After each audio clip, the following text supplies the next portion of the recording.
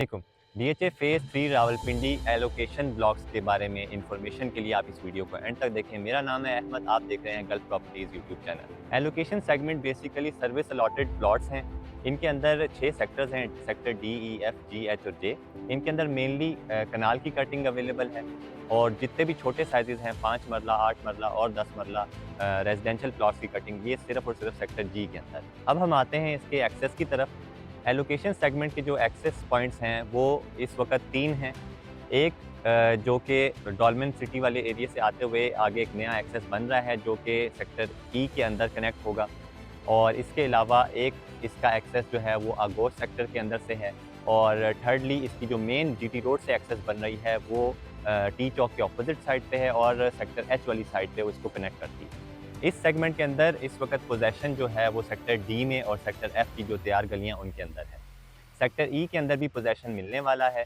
इसके अलावा sector F के अंदर भी कुछ एक गलियां हैं जो अभी अंडर डेवलपमेंट है और वहाँ पर अभी पोजेसन नहीं आया। वहाँ पर भी इन फ्यूचर होपफुली सेक्टर ई के साथ ही उन गलियों में भी पोजेसन दे दिया जाएगा। डेवलपमेंट की बात करें तो डेवलपमेंट में यहाँ पर डीएचए फेज़ 3 का जो एलोकेशन सेगमेंट है इसके अंदर बहुत स्पीड से डेवलपमेंट का काम हो रहा है। इसके सेक्टर एफ के आगे वाली गलियाँ जो हैं वो बहुत तेज़ी से तैयार हो रही हैं। इसके अलावा सेक्टर जे में भी डेवलपमेंट का काम बहुत स्पीड से चल रहा है।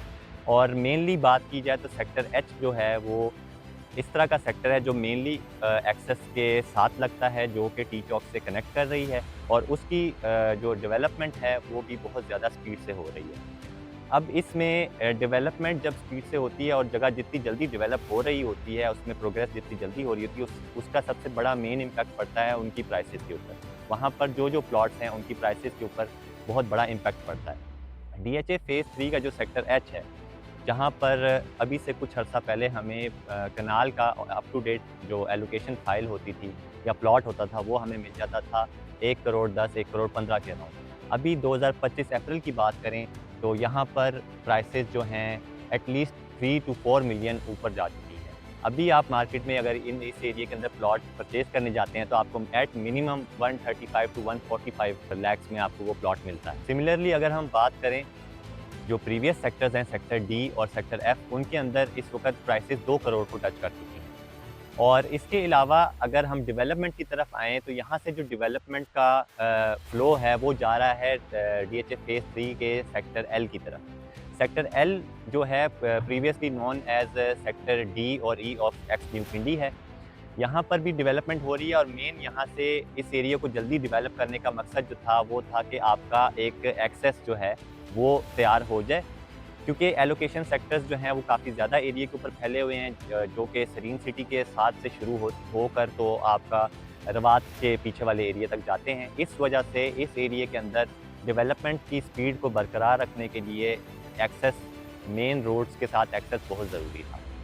इस चीज़ को मद्देनज़र रखते हुए डीएचए ने सेक्टर एल की डेवलपमेंट में भी स्पीडी वर्क किया है, और इसके अलावा सेक्टर एच के साथ जितना एरिया एक्वायर हो चुका है उसकी डेवलपमेंट के अंदर भी स्पीड डाली गई है।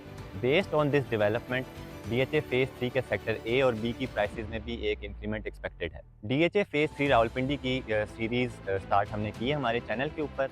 उसमें आगे आपको सेक्टर सी, सेक्टर B1 और B2 की वीडियोस भी देखने को मिलेंगी, और इसके अलावा एक डिटेल्ड वीडियो हम लोग सेक्टर K1 और सेक्टर एल ब्लॉक के ऊपर भी बनाएंगे। इसमें एक और पोर्शन है, उसके ऊपर भी हमारी टीम वर्क कर रही है। जैसे ही वो कंप्लीट होता है उसमें भी आपको कंप्लीट इन्फॉर्मेशन आपको डीएचए फेज़ 3 से रिलेटेड मिल जाएगी।